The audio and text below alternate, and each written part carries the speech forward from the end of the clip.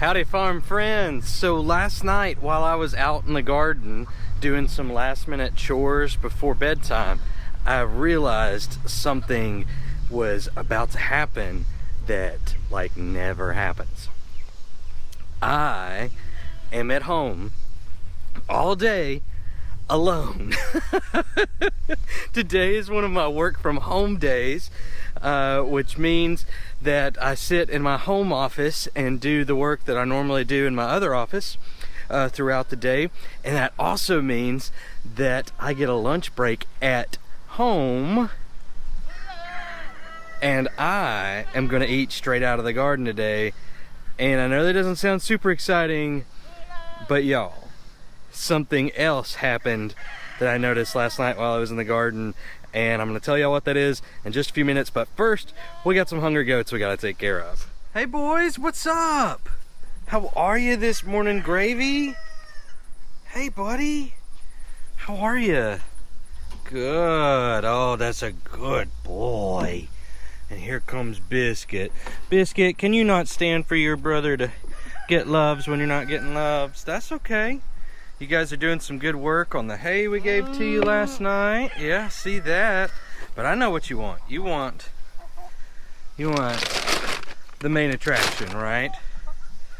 We feed these guys all the hay they can eat. We put it in that hay bag just to keep it off the ground whenever it's raining. We raise it up just a little bit. And mostly just to keep it in one place to where it doesn't spread out and just make a mess in their paddock. Hey boys, you guys know exactly what's happening, don't you? Oh yeah, Biscuit's like, all right dude, I'm gonna jump in that trash can if you don't get me my stuff. All right fellas, hold on. So we feed them all the hay that they want, and then we've also got some goat feed that they get. It's a grower feed for now because they are still babies. Here you go boys. Here you go boys. And we're gonna give them just a little bit of that goat feed to make sure they get all the nutritional needs met. And then also I'm gonna put some minerals on top of their feed. Watch out boys, gotta put it in. All right. You guys set? Yeah? Okie dokie. Well, I'm gonna leave you to it. So last night, I must have given the chickens and the pigs no less, and I'm serious here, no less than around 300 tomatoes. We had a really bad storm come through this weekend with some really heavy wind, lots of lightning, and a lot of our mountain vineyard tomatoes were knocked off of their plants and onto the ground. And so a lot of them had already been pretty messed up, and so I decided to give those to the chickens and to the pigs. Did y'all like those tomatoes yesterday, ladies and gentlemen? Yeah. They're not going to tell you, but they definitely did. They went to town on those tomatoes. I hear you. He's here for it.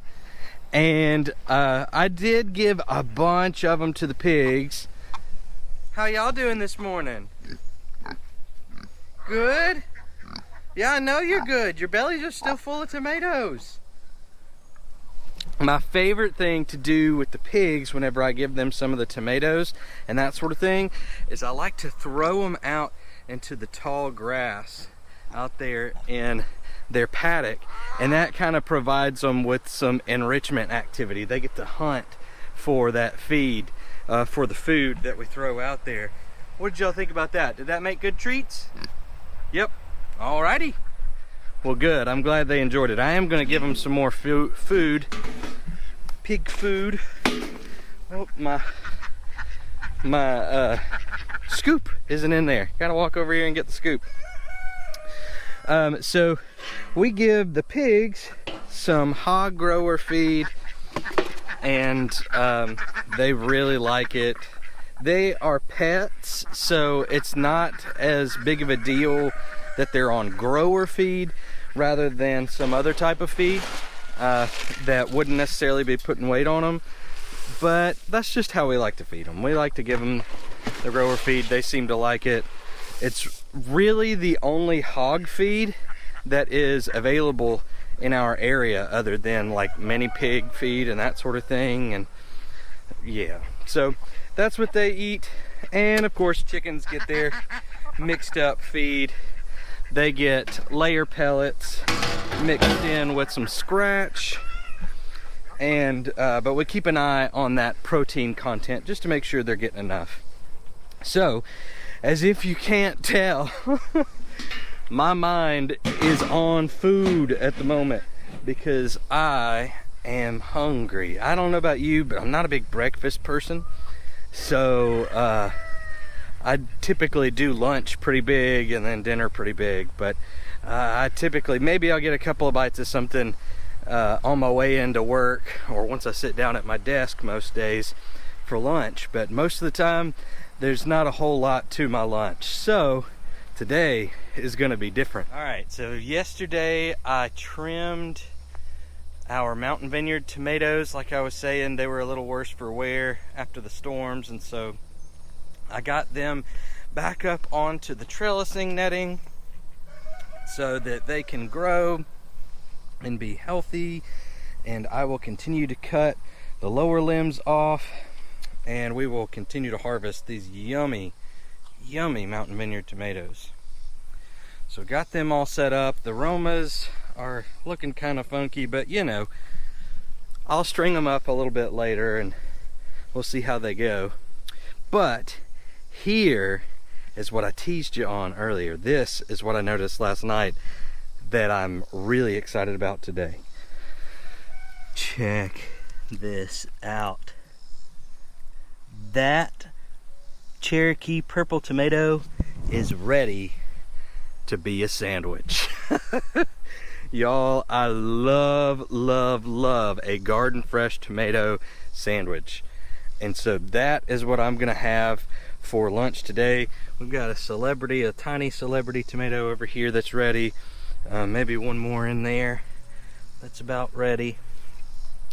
And so I'm gonna pick those 3 at least for lunch, but that's not all. And I won't eat all 3. I'll save the celebrities, but for the girls. But that Cherokee purple is mine. I hope y'all won't be too mad at me for not sharing that first Cherokee purple with the girls. They left me here all alone today. I mean, what did they expect? But the tomato sandwich is not the only thing I'm gonna eat, even if it is the main attraction. Check this out. Look how tall this little line of okra is. I've got just about 10 or 12 okra plants right here at the end of this row, and the plan is to go ahead and fill this row out with okra probably next week or the following week. And then over there you can see things are starting to look kind of sparse over there as I pulled out the rest of the squash plants and took out the potatoes that didn't really do anything. We do have sweet potatoes over there in the corner getting started, and they look pretty good. But a lot of that is going to be okra. Also, I'm planting some of our heirloom yellow watermelon that we talked about, the Ratchford box watermelon. Really excited to get those in. I'm probably going to put those in either this afternoon or tomorrow because we got a bunch of rain coming. Next week is going to be a really crazy week for us, and so it's just a good time to go ahead and get those plant starts into the soil. Since that rain is coming in, it'll help them get set and ready for that next week, just in case I'm not able to get out here and take care of them like I want to. But I'm going to do those yellow watermelon, I'm going to do okra, and I've got a whole row's worth of cucumber starts. And it's a weird time of year to put cucumber starts in, but here's the thing, we love pickled cucumbers around here. And so we are not ready for that party to end. And so we do have some national pickling cucumbers that are still going right over there. But I want to do a whole row right through here of Max Pack cucumbers from Haas Tools, and those are supposed to deliver early, and they're supposed to deliver heavily. So by beginning of fall, we should be covered up in those cucumbers, and we'll be able to continue to make those pickles all the way into the winter probably. So that's why I'm doing that. Also, I have some more tomato plants to fill in these gaps that have come open. These were celebrity plants right here. They just didn't do very well. I only had 1, 2, 3 survive to this point, and we haven't gotten any tomatoes off of them yet. So the 2 celebrities that I picked today will be the first 2 celebrities we get. Also, we had Early Girl down there on the end. They looked so good up until about 2 weeks ago, and then they went downhill fast. So I don't know if the heat got them, if it was some sort of disease or a combination of the two, or maybe they just got hit really hard by the pests that came through. But anyways, those didn't work out for us. Let's get back to the mission at hand here. Once again, talking about all the food around me. This okra already has some pods on it, and it's already got some pods that are ready to pick. I don't know about this end, but I know on the other end, this isn't the jambalaya, this is the orange bing, and yeah, just those 2 plants there, but the rest is jambalaya, and they've already got some decent pods on that other end, and I am going to pick some of that okra today and fry it up to eat with my tomato sandwich for lunch. So I'm excited about it. Let's pick some okra, let's go inside, and let's fry some up. Alright, so here's what I was talking about with the jambalaya okra pods that are ready to go. That one's ready. There's one more ready on that side. There's at least one more pod ready down there. Some pretty flowers down there. So 3 or 4 pods will be plenty to fry for lunch. So I'm gonna pick those pods now. All right, so I got 3 really nice looking okra pods off the plants. You really don't want them to go much further than that. Pull it back to my head so you can see how big it is. Much further than that on the jambalaya plant, because they'll start to get a little bit tougher to eat. The plant this came off of has only been in the garden for like a month.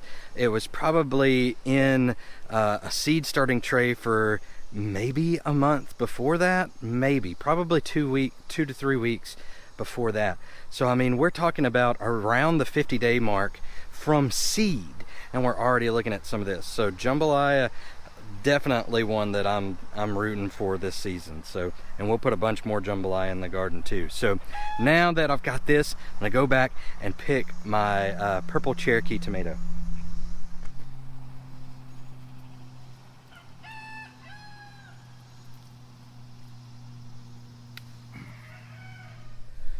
All right, first purple Cherokee tomato of the year.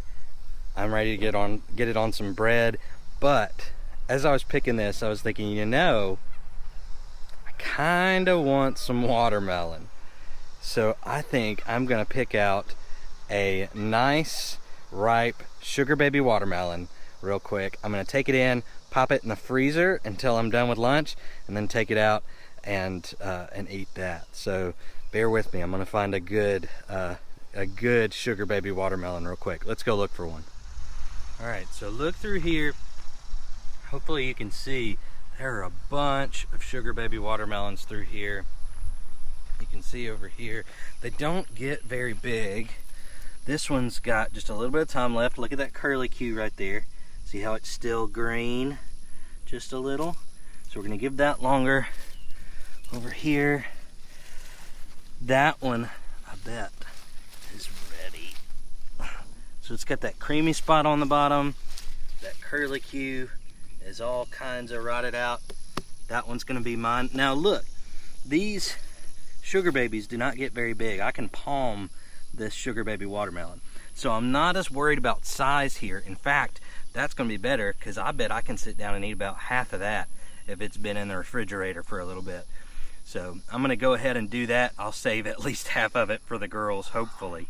unless I just really get going on it. But that's gonna be my watermelon.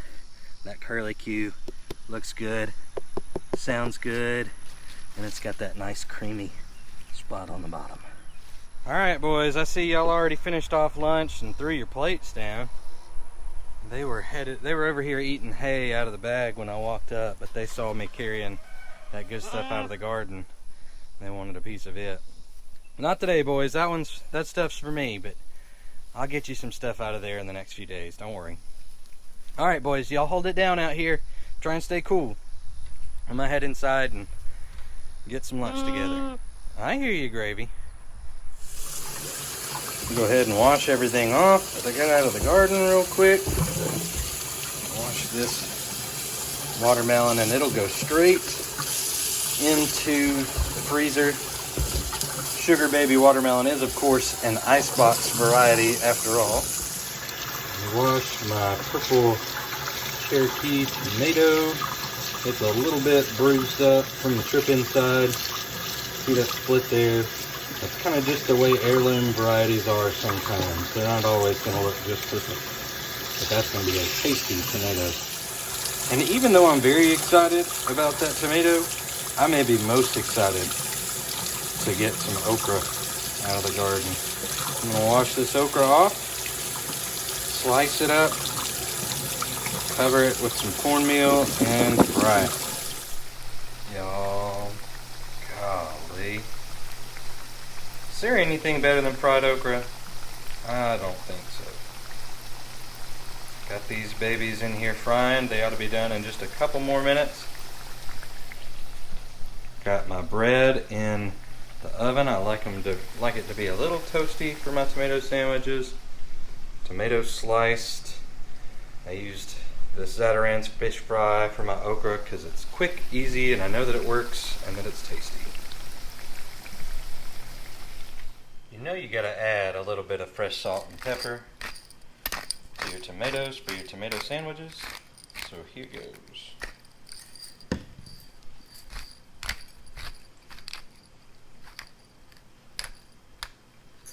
Maybe a little bit more salt over here.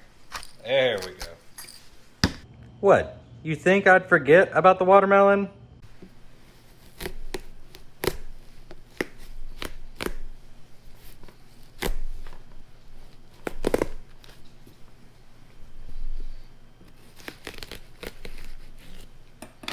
Y'all, oh my goodness.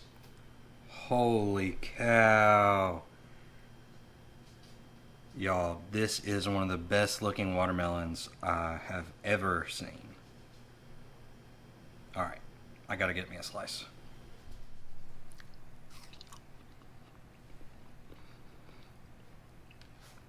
Y'all are gonna have to excuse me for a minute.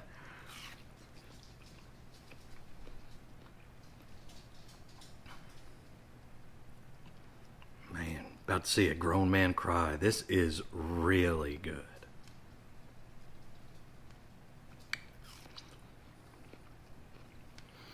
Alright, let's get to lunch.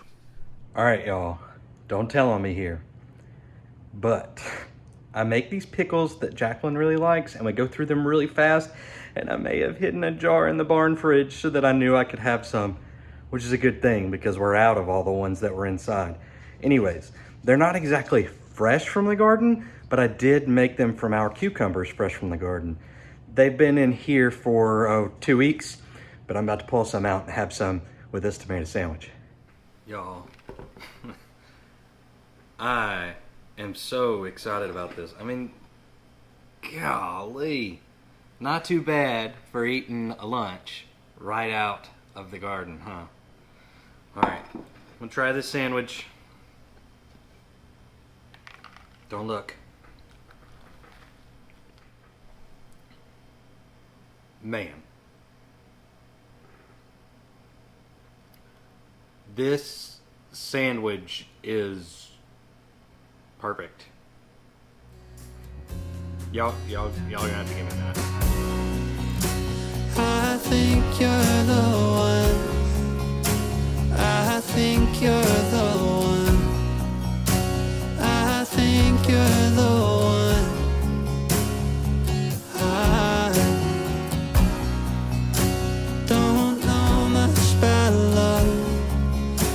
seen it come and go. And I think you're the